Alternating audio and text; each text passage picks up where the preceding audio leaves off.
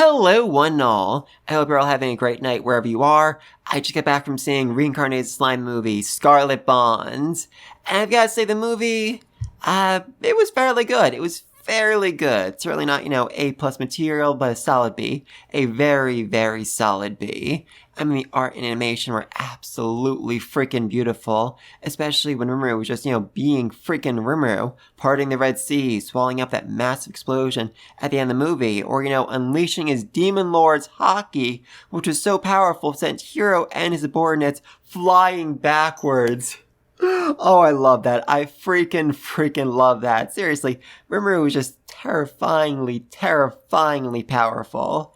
And that was also my fear going into this movie, because back when I first heard they were making an anime-only movie taking place after he became a Demon Lord, my main thought was, how? Seriously, how? Because at this point in the series, Rimuru's reached a level of power so high that there are only a few beings in the entire world that can actually pose any sort of threat to him. And the demon Violet, or Violet as Diablo called her, yeah, she's not actually on that list, but she's close. She is absolutely close. She is insanely powerful, and is strong enough to be a major thorn in Rimuru's side, able to create a curse so powerful that not even Rimuru can break it. So yeah, great choice on the part of the creators. Violet is an absolutely perfect villain for this movie, and seriously, her scenes with Diablo are some of my favorite in this entire movie. Seriously, their back and forth was fantastic, and then when they fought, it was on like an entirely different level from any other fight in this film. I loved it. I abso-freaking-lutely loved it. Though this is where I start getting into the negative side of things, because her subordinate, that was actually, the official big bad of this movie, yeah, he sucked. He seriously sucked.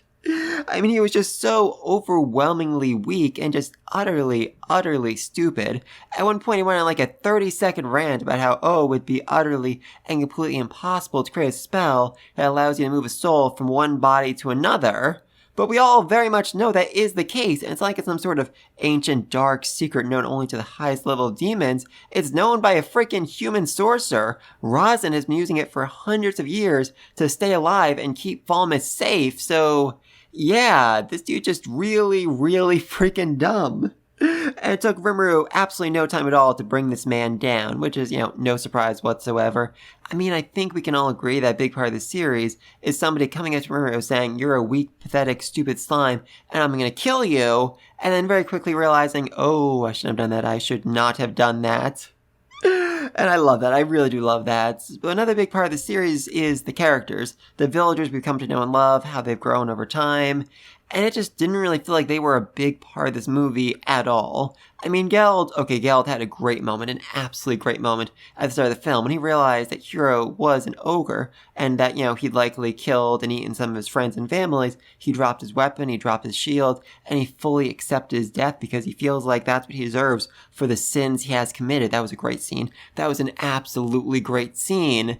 But then we had the kaijin, and yeah, I honestly did not feel their bond to Hiro at all, besides, the one little scene in the beginning where they're like, Hiro was our friend back in the village. And obviously this is always going to be, an uphill battle, because they're basically saying, hey, this is like dude who's basically our brother, who we've known our entire lives, and we have never mentioned once in any of the, manga, light novel, spin-offs, or anything at all. Seriously, that irked me. That very much irked me. I mean, I'm a little bit glad that he's not their actual brother and more of a metaphorical brother, but still, that just really irked me. But what's more than that, though, is it really didn't feel like the movie took the time to establish those connections properly. I mean, when Hiro first got back to his ogre village, he had these very brief flashes of spending time with Benimaru and the rest of them, but they were literally blink and you miss them moments. They were on screen for all 2 seconds at a time, and so I just did not really feel that connection. And, I mean, Benimaru actually made a comment about how, his horn is chipped because he saved my life one time. And if I remember correctly, I think that people who saw the movie in Japan got a pamphlet that actually had a bonus manga in it, and I'm willing to bet almost anything that that volume contained the story of how Hiro chipped his horn, saving Benimaru's life, and just stories of them playing as kids. And maybe if I read that before going to this movie, I'd think differently, but the bond just felt so superficial, and it felt like his relationship with Queen Toa was way more important than the friend slash brother slash sister that he grew up with and thought were dead for, literal freaking years.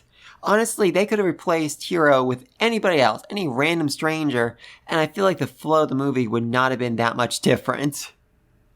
Seriously. And that just, that feels like bad writing, and I just so wish we could have seen more of their relationship. Very disappointing. Very disappointing. Although what I did like was the fact that Yamza was the one who killed a lot of Hiro's subordinates and stabbed him, which is very appropriate since Benimaru ended up killing Yamza, so in a way he was actually avenging his own ogre comrades. Very cool. Very cool. Love that. Oh, and just got above. I can't make this video without talking about that ending. We got not one, but 2 death fake-outs in a row. Are you freaking kidding me? That is the laziest and oldest cliche in all of anime. I mean, a major Shonen Jump series recently did something similar to that, and people were not happy about it at all. It's like, oh my god, this character died. There's actual meaning to life and death in this series. And then like 2 chapters later, it's like, oh no, he's fine. Yeah, I know his heart literally exploded out of his chest, but he's fine. Don't worry about it. And that just makes death feel so cheap in these kinds of movies. Though I will say, it at least made some sense in this movie. I mean, obviously, Hiro couldn't go through all of that, couldn't, literally stab himself to rip the gem out of him and expect to survive. His death made sense. His death made a lot of sense. And the crown reviving him also made sense. It's literally a wish-granting crown. It can do almost anything. And also that makes sense that the crown would kill the queen as, payment for reviving Hiro. And then, we had the queen being revived by Violet, which I guess that makes sense. I mean, a big thing about demons is that they follow the contracts, they follow the rules, and Violet's subordinate broke the rules, so I guess technically she was supposed to compensate her for her damages, and bringing her back to life would make some sense, I suppose? Yeah, I'm not sure how I feel about that, honestly. But please, let me know what you think down below. What did you think of this movie? Did you like it? Did you not? If there's anything you would change, what would it be? Personally, weirdly enough, I almost wish this was 2 separate movies. The first one focusing on, the reunion between Hiro and the kaijin and their bonds growing because of that, their bonds reuniting. And the second movie focusing on the kingdom, the Queen Toa, fixing her, fighting the demons, all of that. I think it would have made so much more sense. It would have given the characters a chance to breathe, and it would really have been able to show the bonds between the kaijin and Hiro, because, I mean, seriously, they've known each other their entire freaking lives, and yet it was the queen, who's known him for all of 2 years, who managed to break him free of his madness state, not his literal brother and sister yelling at him. And again, I keep saying literal brother and sister. They're technically not brother and sister, but you know what I mean. But anyway, though, until next time, peace!